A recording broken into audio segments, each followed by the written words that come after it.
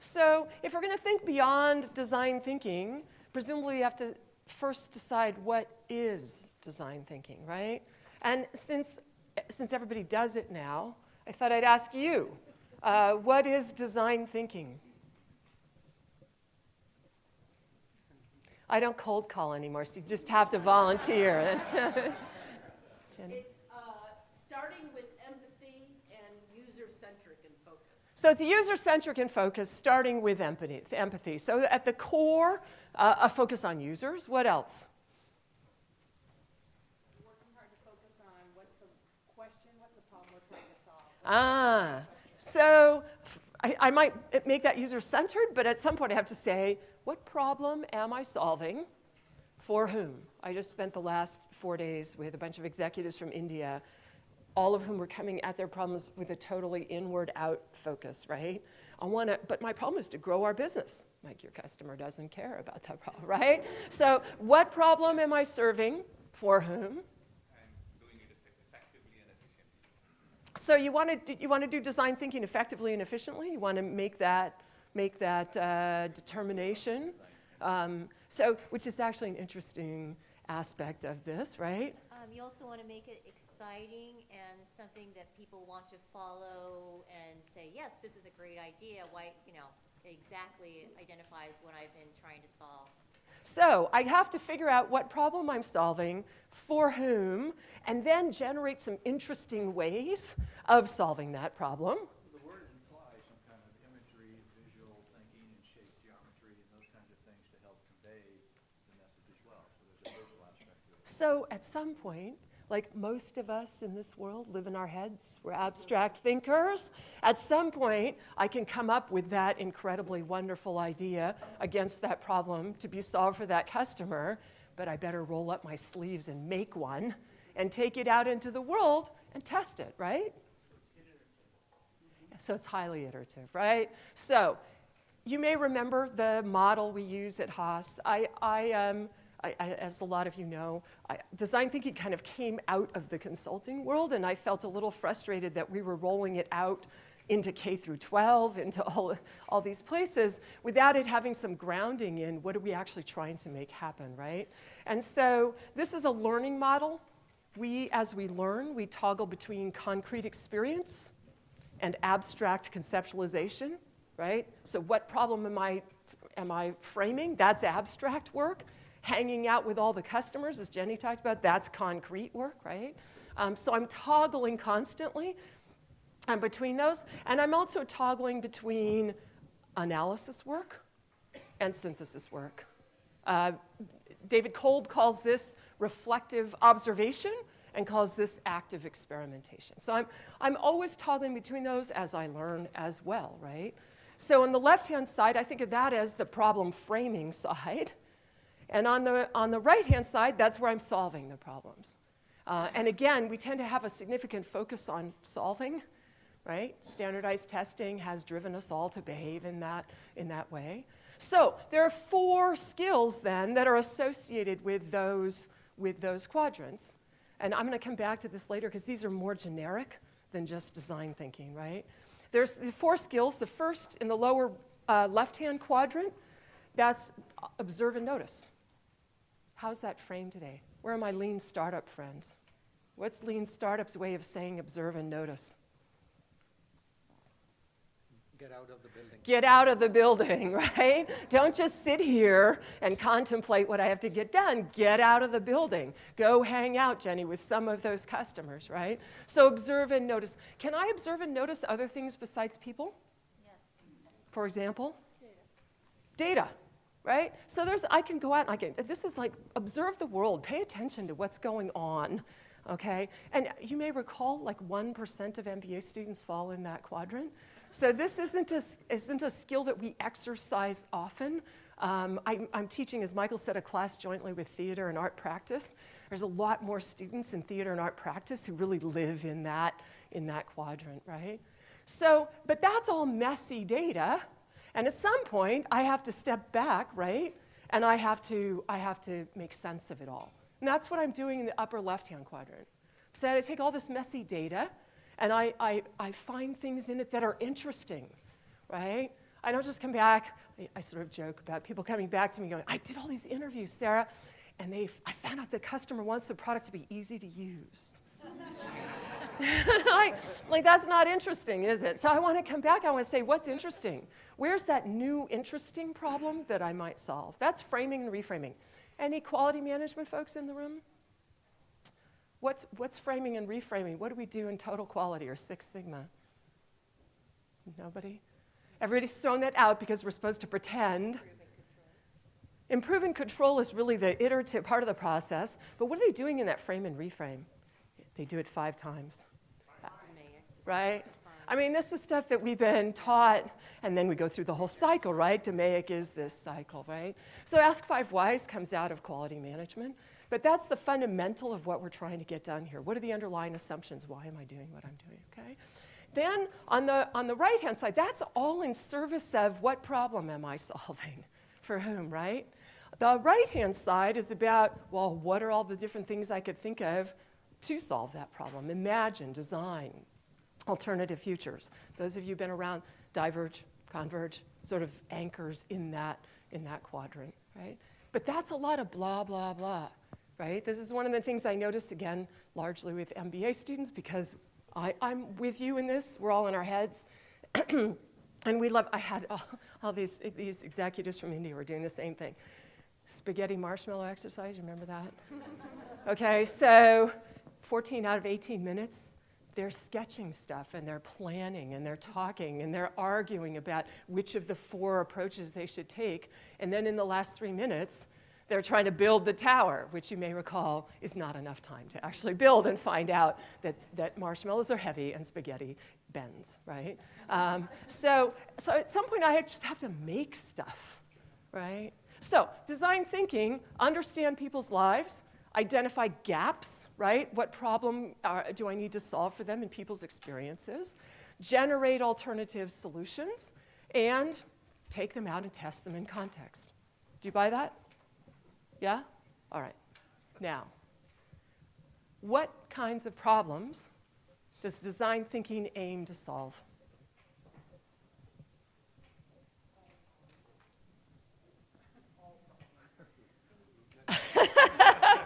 I'm glad you said that. So is it suited to all problems?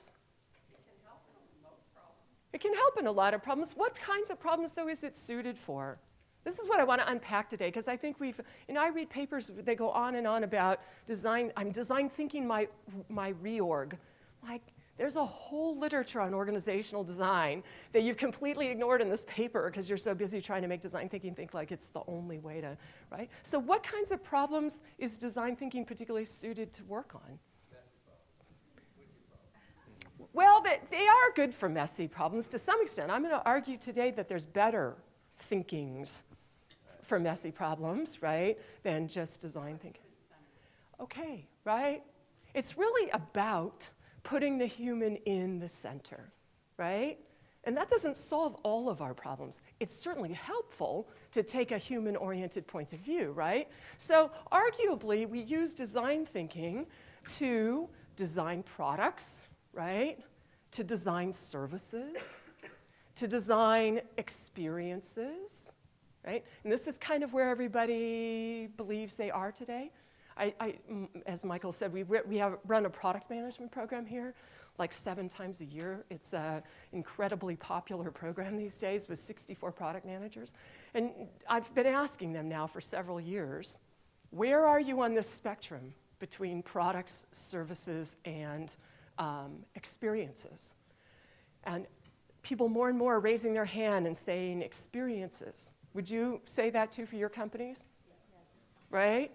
So then I would ask things like, how many of you have talked to a customer in the last week who are in one of those experience-driven companies? Hands start to go down, right? How many of your companies actually have a customer journey map that shows the entire journey of the customer through the process? Hands start to go down, okay? So we say experiences, but we kind of don't totally play into that in a lot of companies. There are a lot of companies that are making progress, but if you really are going to do that, here's one of my favorite examples of that. So when you buy a MacBook, when you go to the store, the Apple store, and you buy a MacBook, what happens? You're ready to pay for it and check out. What happens? It's a micro journey. How do you pay? They come to you with a little register, and they swipe your card, and where does your product come from? They run to the back room, Who's they? the customer service person with the right colored t-shirt on that right day. On the right day. Is it the same person who swiped your card? No, It's a it's different colored not. t-shirt. Why is it not the same person? Wouldn't it be more efficient? Why that person's standing with you now? Wouldn't it be more efficient to have them go to the back and get your computer? Why are they standing there with you? It would interrupt the experience. Because what they're doing, I did this with my son. I'm a glutton for punishment. I go to all these stores and buy a lot of things because I want to see, like I went to the Microsoft store to see if they had knocked off the Apple experience. And no, they hadn't. Which you probably knew before you went and spent $500 on a new Surface. But okay. No, but what are they doing? They're standing there going, what are you going to do with your new computer? Are you going to play games? Are you going to, right there, my son's standing, he's getting all excited, right? As opposed to, they've walked away and you're going, I wonder if that's going to hit this month's credit card bill or next month's, right? Like I just swiped away $2,000 and they're totally diverting you from that. That is a micro level customer journey understanding, right? That's not brain surgery, it's just hard work. And that's part of what I get a little frustrated about design thinking because we have these big, well, we found the big problem. At some level, there's just draw the customer journey map, step by step by step by step, figure out what's happening, figure out what you want to have happen, right?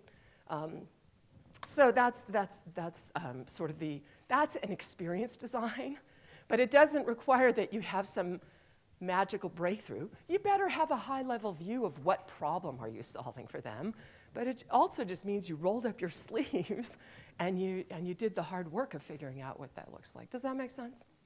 Okay, well, Pine and Gilmore, who wrote the book Experience Economy, say this is not the end, right? There's another level, and that is guiding transformations, okay? Do you like my transformations in coffee?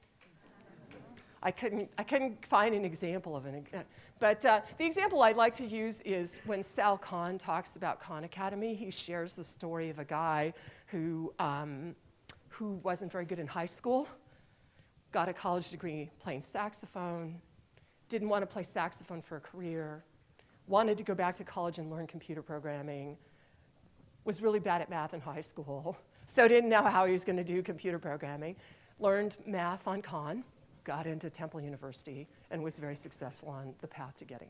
That's a transformation, right? Because it took him from one state of belief about who he was and what he could do to another state. Took him from one place in his life to another place. Now, what do you have to know about people to guide transformations? Right? You ought to know something about the outcomes they want to achieve in their lives. Are those the kinds of conversations we have with people, particularly customers, very often? Some of you, maybe, right? And good if you are, that's great. We don't always do that, even with your own employees. What are you looking for out of this job? How you, right?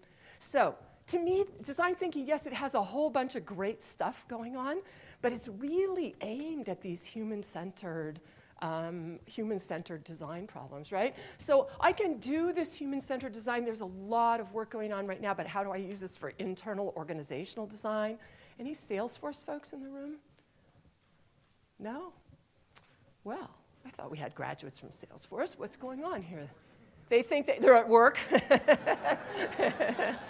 They're already beyond design thinking. It's, Salesforce has an organization called Ignite, and Ignite does basically design thinking as a front end to Salesforce's sales process. So they go out and they hang out inside companies. They usually start with the CEO. So they have very high-level customer entry point, and then they go in and they figure out where the company wants to go, right? In a sense, what outcomes does it want to achieve, both with its customers and its employees. So they're ending up doing a whole bunch of basically organizational design work, and they'll go out and interview the company's customers as well, and bring that back to help companies figure out what they need to do to transform themselves. It's really digital transformation work at some level, right? But they're deeply into that. So human-centered design works really well when there's a human involved, right?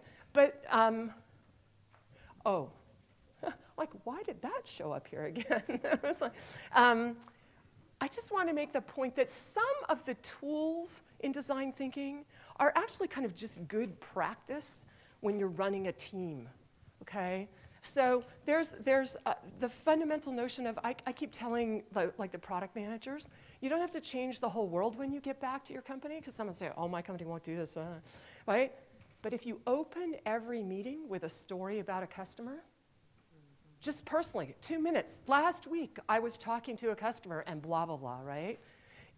You begin to shift the tone yourself that customers are why we're here, right? So it doesn't have to be a big thing. Put pictures on your office wall of customers, right? So that when people come by to see you, they're like, who is that, or what is that? So you're sending the message that we're not here all to argue with each other about, you want R&D to do this, and I want marketing to do that, right? It's about what are we trying to make happen for the customer. So there's little things you can do at that level. Really understanding what problem am I solving here? In a general sense, this doesn't even have to be human focused. Why are we all sitting at the table together, right? And that's why I use how might we questions, but what is the how might we question that we're all working on today? So I'm doing a lot of work, as Michael said, in teaming. Amy Edmondson says that teaming is the engine of organizational learning. This is a learning model. So then I say if teaming is the engine of organizational learning, teams ought to be good at this cycle, not just at design thinking, but good at learning, right? Good at observing and noticing, good at framing and reframing, et cetera. So that's kind of what I've been playing with, is trying to figure out, well, how do I bring understanding to teams that they need to be anchored in that way? Over in Imagine and Design, remember Diverge, Converge? Can't do both at the same time. I bet a lot of us still sit in meetings where somebody throws out an idea and we all debate it for a while. And we throw out another idea and we all debate it for a while. And what happens? Does anybody throw out a third idea?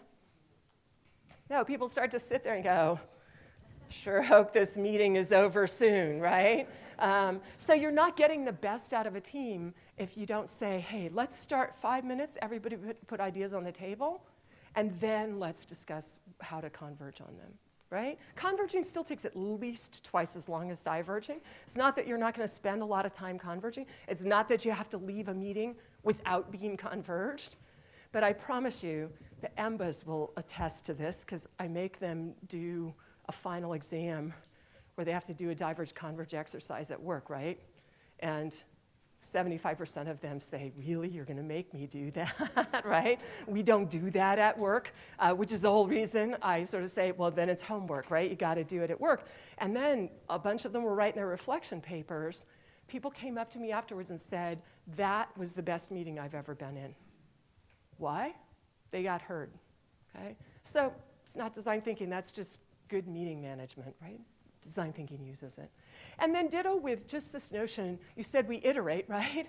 Iteration is at the heart of being able to rapidly learn. I can't learn if I don't try things out, right?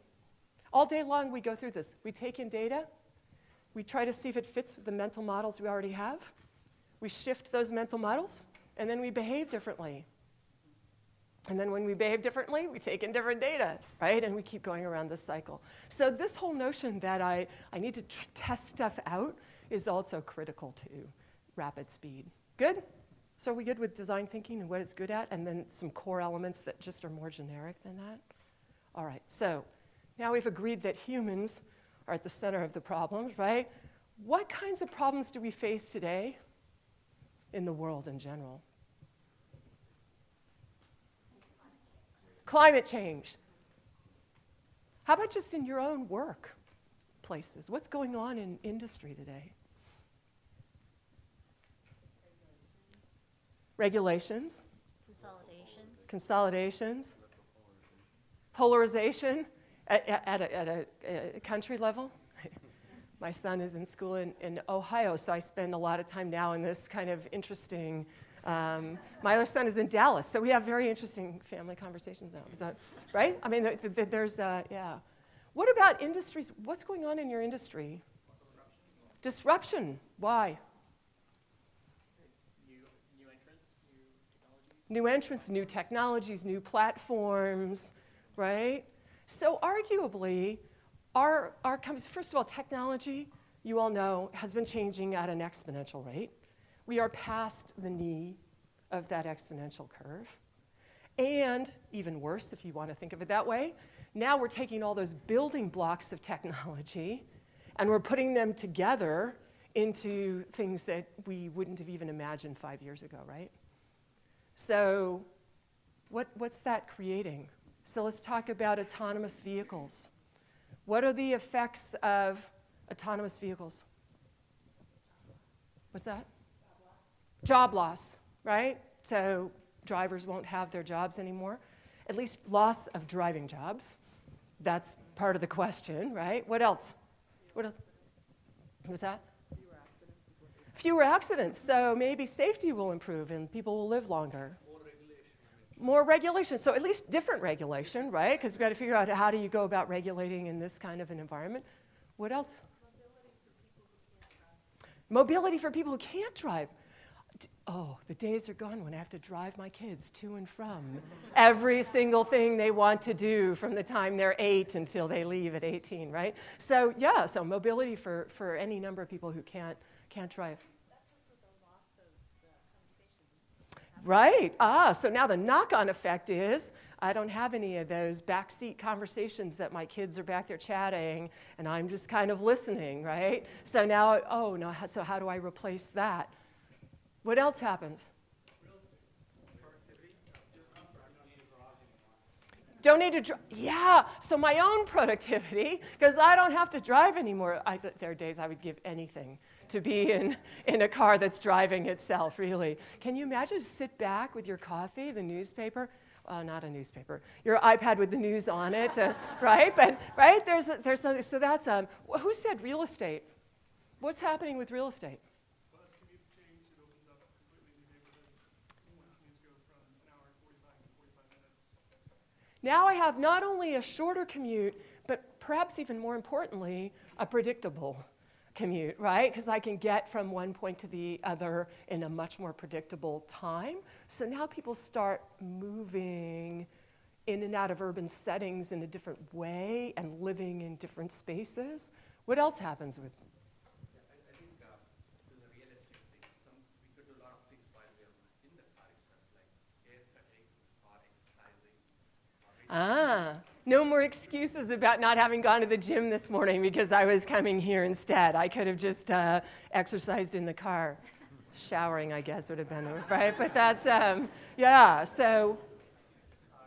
You're going to see a big transformation in real estate as well because of no more parking garages or entire communities being redeveloped.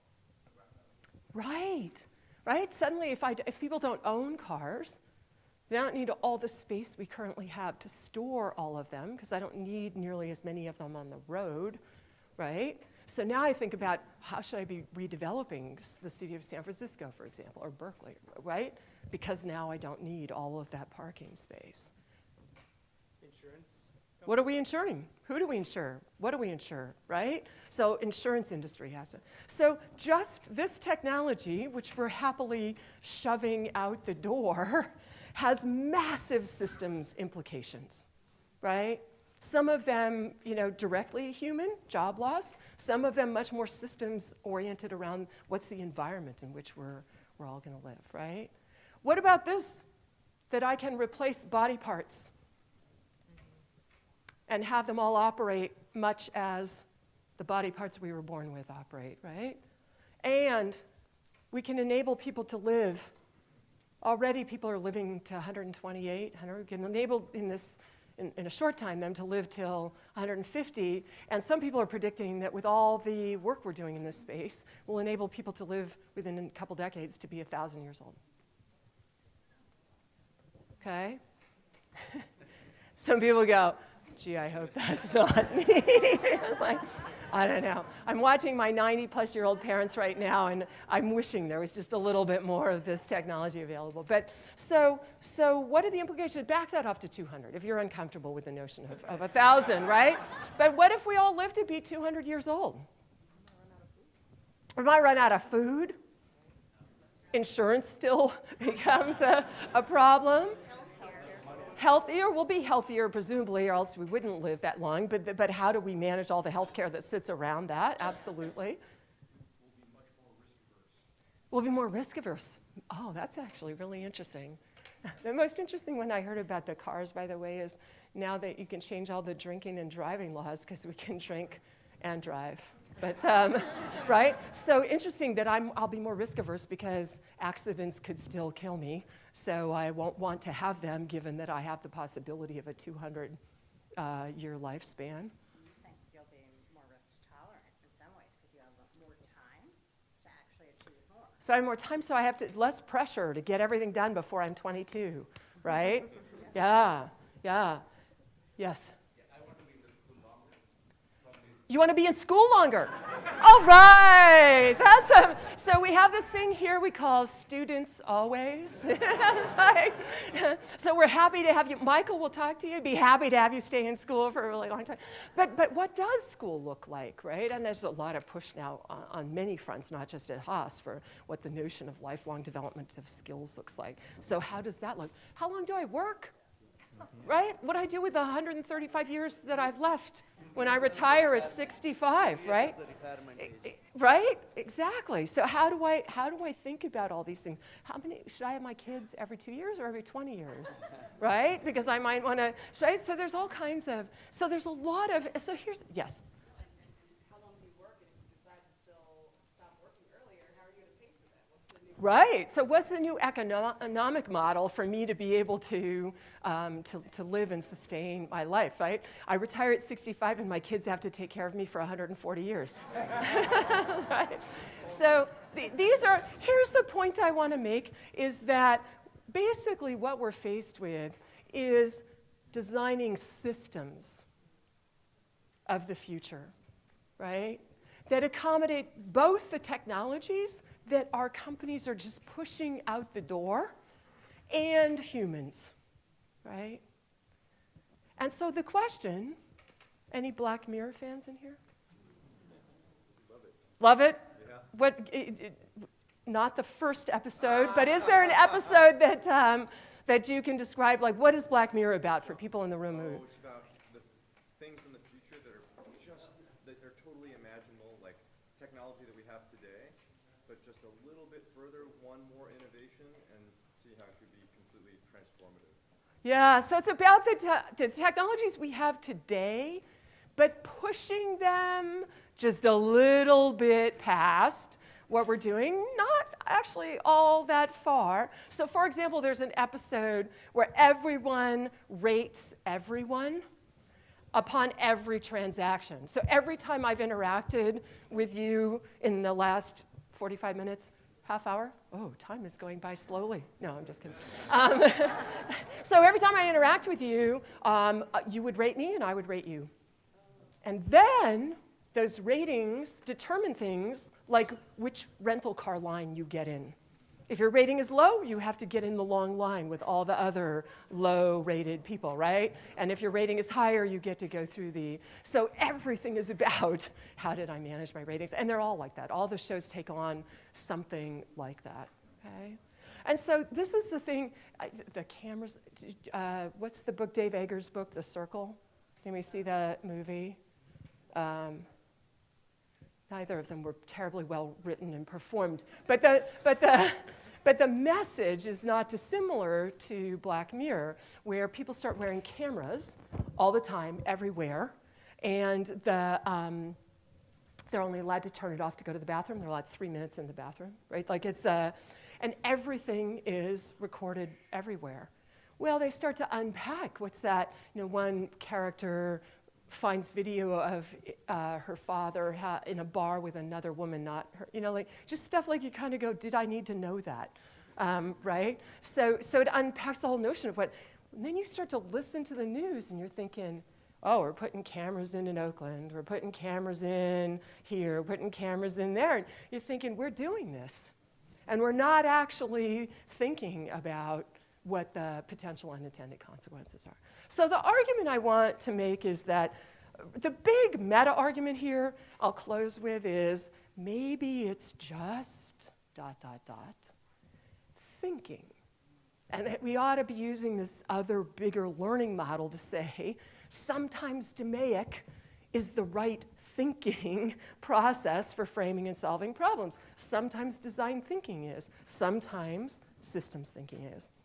And this is the groundswell of conversation in the circles I hang out in these days, which is how do we begin to bring systems thinking together. The design thinkers will claim it's design thinking, but this has been around since the 1970s.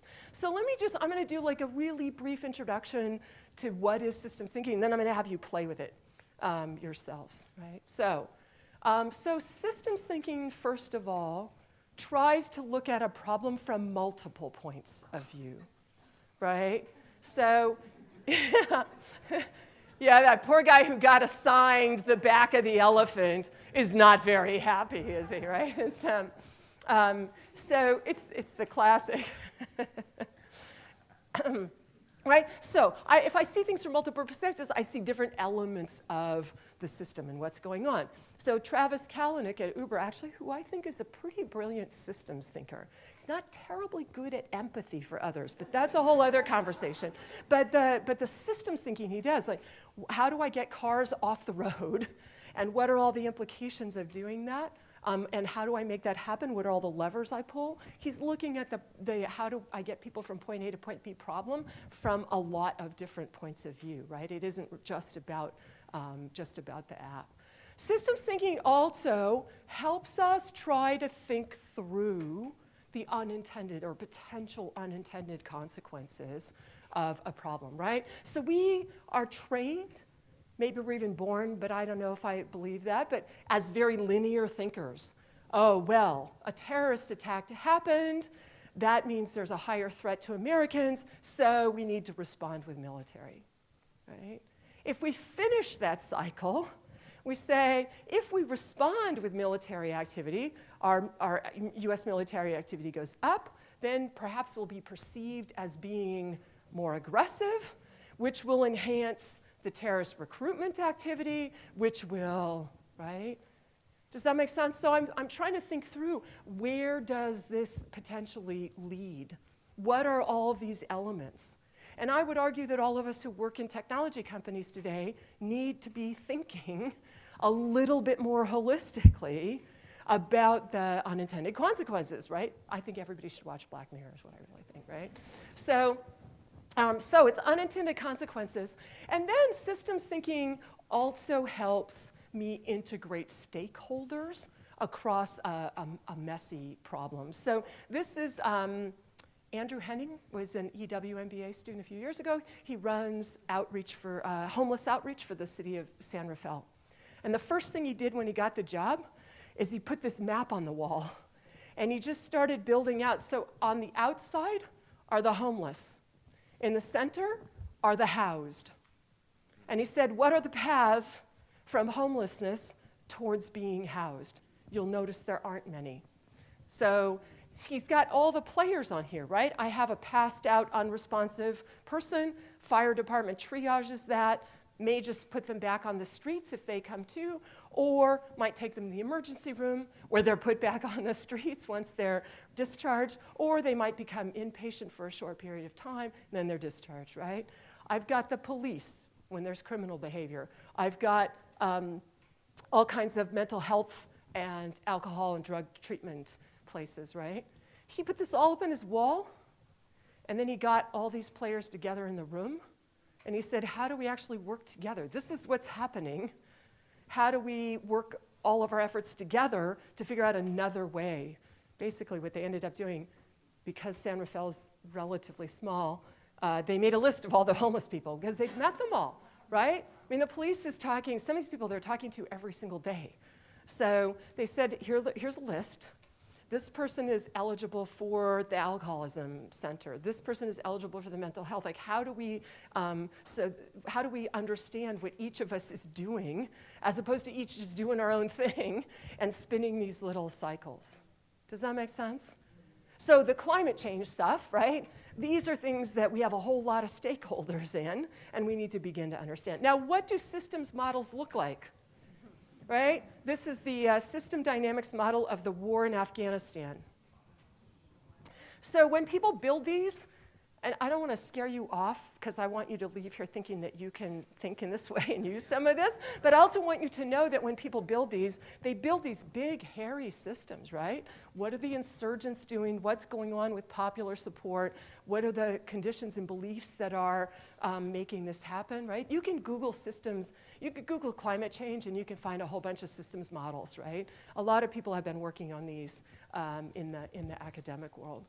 And they're important because I think of this as a little bit of my metaphor is the cockpit of an airplane. And I've never flown an airplane. There's probably pilots in here who would tell me I'm totally wrong. But I assume you don't just pull one, well, if it has automated landing, you push one button, I guess. But if it doesn't, you have to probably manipulate a number of things in the plane. Systems models to me are a way for me to see what are the buttons that are available to me to push in order to make something happen, right? So systems models are, if you thought design thinking had ambiguity and messiness in it, try systems thinking, right? But this is a quote we often use, right? I wouldn't give a fig for the simplicity on this side of complexity, but I would give my life for the simplicity on the other side of complexity. Meaning I have to start here in order to get to something that I can make sense of, okay? It's in some ways, in that sense, not dissimilar to what I just said about Apple, right? I have to start with all that mess of here's all the steps the customer goes through. It's not like, I'll just make this nice experience, right? It's complex and messy work. So we start by exploring the forces at work in the system. So this was some work another student of mine did on how we might better integrate is not quite the right word, but put LGBTQ engagement at Microsoft. So he was looking at, so he identified what are the key drivers of the challenges that we have, and what are the potential opportunities that we have to do something about that. So he mapped all this stuff out, basically went to the literature for the most part for this, and did that. And then he boiled it down, he found the key leverage points, and said, well, the first big decision is, where is the office? If it's in a country where I can't identify, then I have a different model than if it's in a country where people can readily identify, right? And so if it's a low-risk country, then I can have more progressive inclusion activities, and I don't have to spend a lot of time on fixing problems. Whereas on the other end of the spectrum, I can't really do much inclusion work. I have to do more problem fixing. So that's where it kind of boiled up to. But then he went back to the model and sort of figured out what were all the elements that were the levers you could pull given the situation you're in. Does that make some sense, right? So just for those of you who really like numbers and simulations and all that kind of stuff, systems modeling's origins back in the 70s, Jay Forrester, you can put numbers on all the nodes, all the links, and then you can actually simulate the behavior of a messy system, and that actually helps you be able to see. With big data stuff going on right now, I think we are actually in a place where it's possible to do this in a reasonable way. I think historically, you would just look at all those lines and go, never mind, I'll pretend like I know. It turns out that we actually have very bad intuition for understanding the dynamics of systems. And so that's why we really need models to help us do that. So I have a little challenge for you. We have paper and pens and stuff up here if you don't have anything to write with. I'm going to have you work in groups of 3 or 4, just with the people around you. So I'm going to have you draw a systems model. So, This is just to give you a little sense of the basics of systems modeling, okay? So there's kind of two kinds of loops in general in systems modeling. So as the number of chickens in the world goes up, the number of eggs goes up. As the number of eggs goes up, the number of chickens goes up. So this is what we call a reinforcing loop. Left unchecked, we would have nothing in the world but chickens and eggs, right? But thankfully, chickens try to cross the road. And so when they try to cross the road, some of them don't make it to the other side. So we have what's called a balancing loop, where as the number of chickens goes up, the number of chickens that tries to cross the road goes up. And as the number of chickens who try to cross the road goes up, the number of chickens goes down, right? Now, not all these don't have to be perfect loops. This is just to get you thinking. The most elemental piece here is you have to put a name on the node that is something that goes up and down, right? And then the arrow should either be same, like they'll both go up together or they'll both go down together, right? Or same, different. If this one goes up, the other one goes down. Is that good? That's the elemental pieces of a. All right. So here's the problem I have for you. All right? There's a systems problem, isn't it? Right? And maybe, I don't know, maybe Facebook missed some elements of the system. Maybe they didn't. I don't know. That's for you to discover here. So you're going to think of things like the degree of user social connectedness, or advertising income, or personal data collected. You might put personal data collected even in the center here.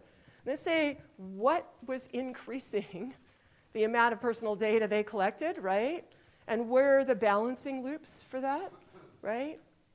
So just play with it. This is just a chance for you to kind of play around with systems thinking and see if you can unpack what happened or what's going on right now, maybe in a different way than the news or other people are, or Congress. That's a whole other thing. Anyway, Congress clearly did not have this system in mind in some of the questions they were asking in that hearing. So I'm going to give you 10 minutes. Just play with it. So go deep here. Don't be afraid to ask yourself if there's another mechanism on the node, if there's another mechanism sitting between two nodes. You go, oh, this must be happening. Okay? This is a messy map, right? You can start with people giving up their data, right? And the whole cycle of why do I give it up? And then you get the apps going in there that are helping me give up more, and right? So I've got a whole cycle on one side. And then I've got the whole advertising thing, right? The more data there is, then the more targeted I can make my advertising, which makes this of more value to me, which makes them pay Facebook more, right? So right, there's the two nodes, but there's a whole bunch of little nodes in there that you can start to think about, right? So what were we missing in this whole conversation? Trust. So trust, right? So somehow, trust on whose part? Users. So what makes me trust Facebook? That they're using it in a good way versus malicious. I mean, they should have some. So what's the driver of my trust in them? My data belongs to me, not to them. Yeah, but how, I want to understand. We've trusted them for a long time. Your friends and family using it. My friends and family are using it, right? Or things like that. Do you see what, like my trust is coming about because, well, everybody else I know is on it, right? And the more people that are on it that I know, the more I believe I can trust in it, right? So the trust maybe never was coming from Facebook. And now all of a sudden we're saying we don't trust you anymore, but we never really did, maybe, right? Like, I mean, these. Really knew to trust you. That was one of the things we talked about. We never asked. We never had that. So Right. I think what the hearings really brought up was so many people actually don't know Yeah. they're giving up. So there's another loop, right? People don't know, right? And the less I know, the more I give up. And the more I give up, the happier the advertisers are, right? So if I think all this is working, right? Now all of a sudden I say, wait a second, well, how did that trust actually come about in the first place? And what is the relationship between trust and privacy? And my friends and family know stuff about me anyway, so I'm just sharing stuff, right? So now you're unpacking a privacy trust friends and family. Like, how did all that happen, right?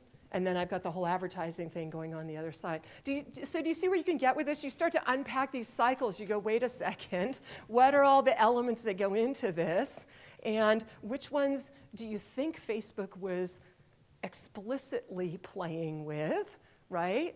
Versus which ones had they not really kind of laid out there and said, if we poke this thing over here, this thing over here might happen. Does that make sense?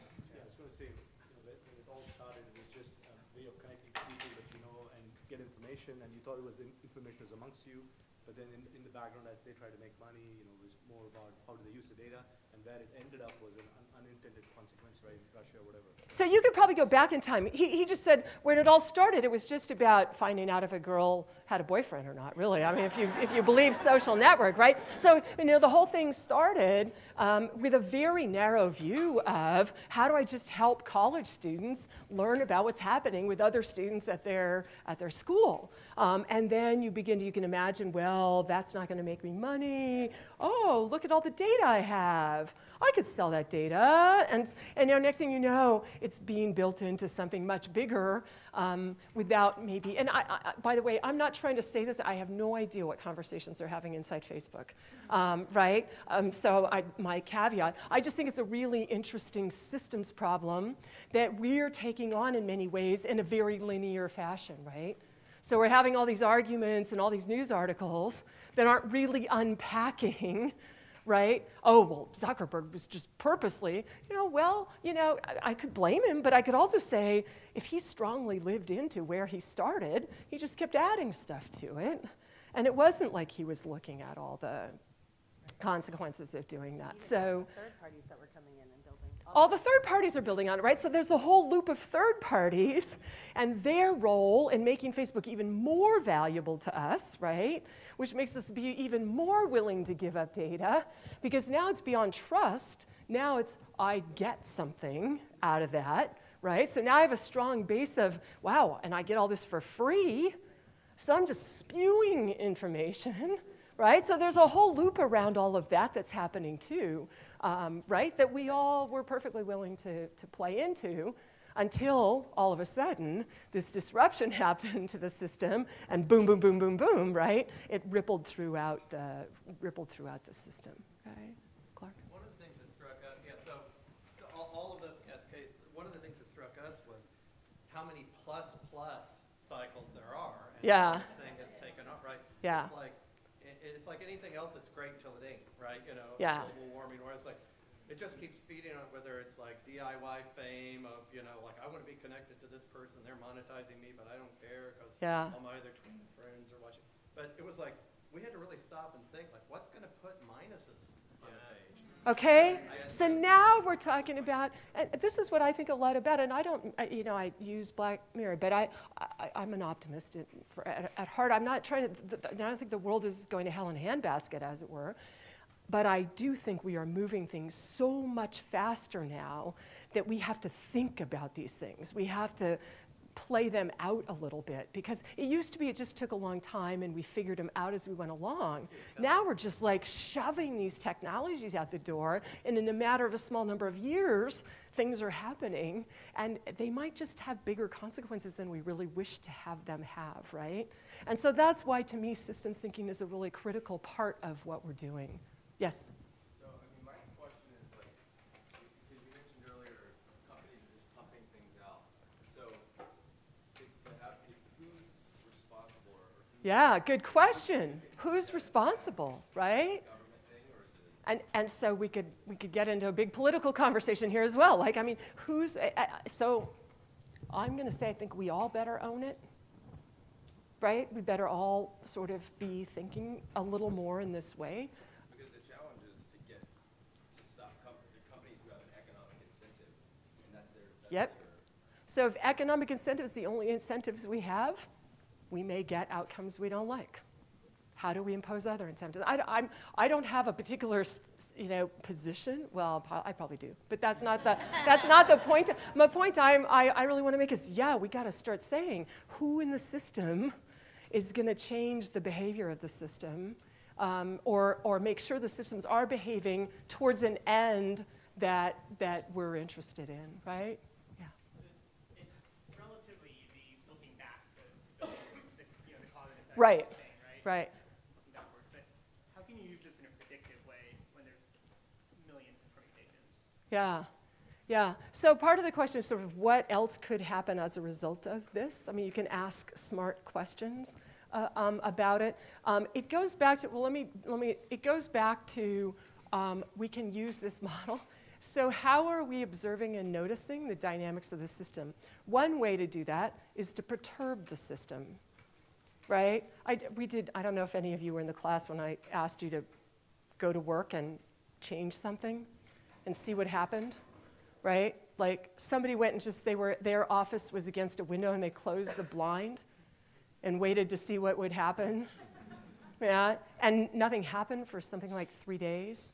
So that tells you something about the system, the organizational dynamics of that workplace, whereas other workplaces, people would be, what are you doing, right? So sometimes we can see systems things by just saying, I wonder what happens if I do more of this, and then observe what's going on, right? Some of it is get somebody else to look at it besides you because you're living in that water, right? So how do I get that? Some I don't know the answer. I mean, this is things that we have to figure out, right?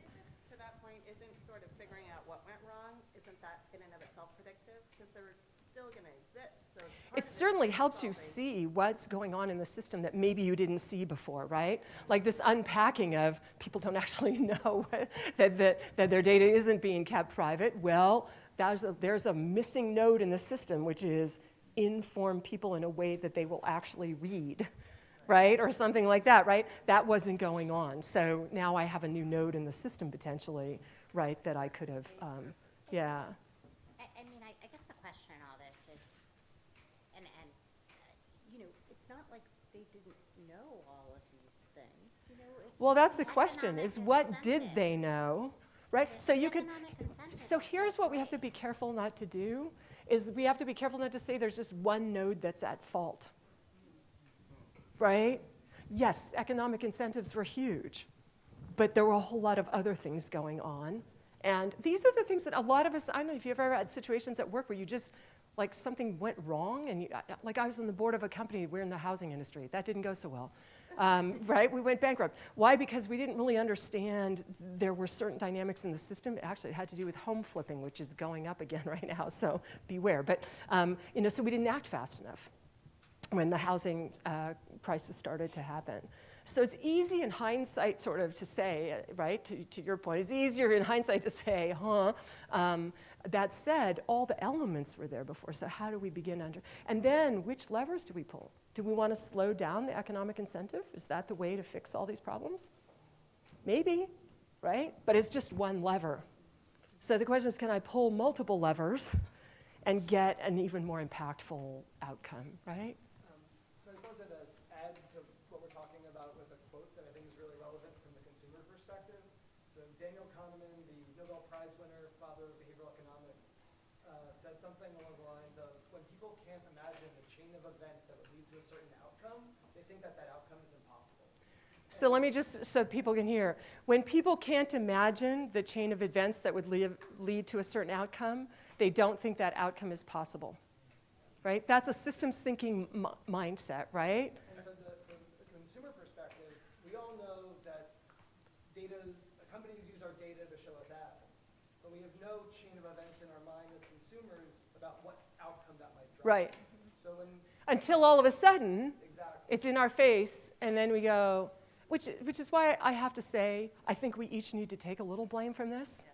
Right? Like we can't point only, and that's I think we can't point only to those nasty capitalists who made money off of me. It's like we didn't read the form.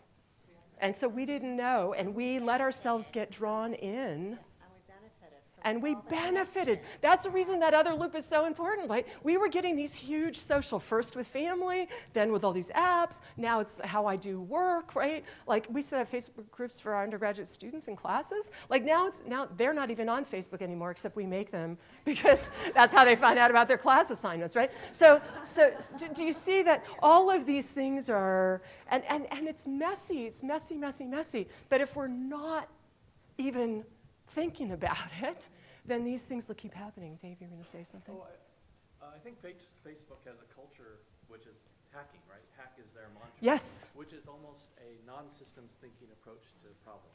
Yeah. So I think they avoid this Nice. thought process. So Facebook has a hacking culture, which is maybe not a systems culture, system thinking culture, is what Dave is saying. So maybe that's, so now you've just added another loop. Facebook culture and behavior inside Facebook that leads to what Facebook is adding to their sites, right? So is that a lever instead of the economic one? Should I just change the culture? Right? I mean, Uber's been in the news big time about culture stuff, right? Do I just change the culture? Or do I have to change the agenda? So that's sort of what I want to sort of leave you with. I would argue that you can use the same sort of problem framing and solving process here. But here I'm not just understanding people's lives and looking for the gaps that they need to have filled. I'm actually trying to understand why they behave the way they do in a system. Right? I'm happy to share the slides with you, but let me get let me get out of the way here for. Yeah, it is actually going to be on our Facebook feed, which worried me for a moment, but never mind. So now I'm understanding humans for a different reason. I want to understand why you gave up all your data, right? Or why I use it for students in the class, or what, because that helps me understand a big piece of what I want to understand. Why Mark Zuckerberg thought the way he did. I want to understand why the people at Facebook put those features up there that have caused this to happen. Does that make sense? So there's still this exploration of people potentially, but with a different agenda than human-centered design has. I have to discover the deep structure of systems. You began to put you put some stuff on the page that was starting to get you, but imagine that big busy page I had up there just for this problem. And then you would start to say, aha, there's the culture lever, there's the economics lever, there's that customers lever. How could I pull those different levers? And maybe I have to pull them simultaneously in order to make the system behave in a different way, right? So then, once I've got that deep system structure understanding, I can create hypotheses. If I pull this lever, this will happen, and then I can go out and try to figure out how to test them. Okay. I think you mentioned that there's a predictive benefit to systems thinking.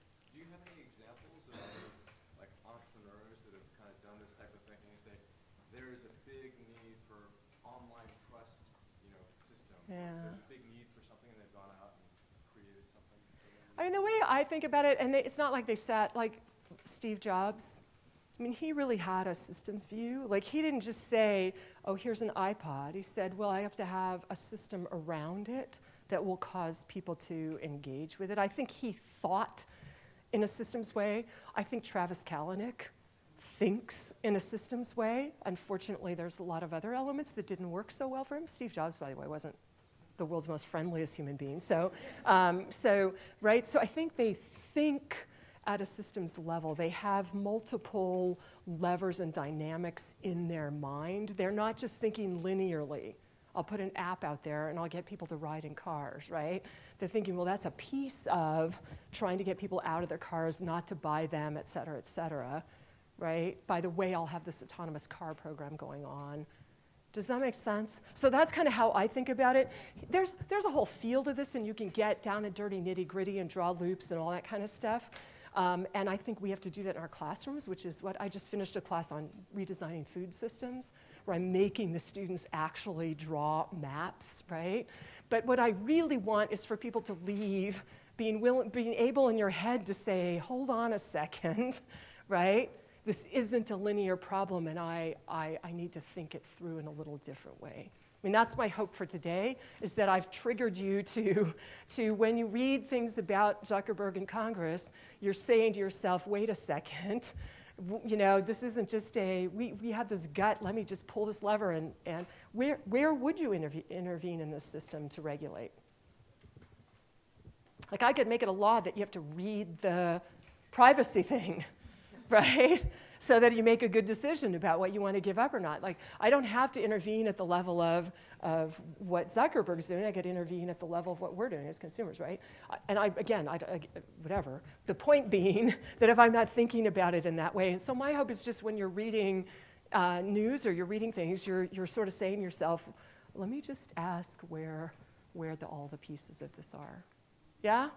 So, there's a great website called The Systems Thinker, where you can go and get information about all of this stuff if you want to. There's some really well-written articles that are introductions to the whole thing. So,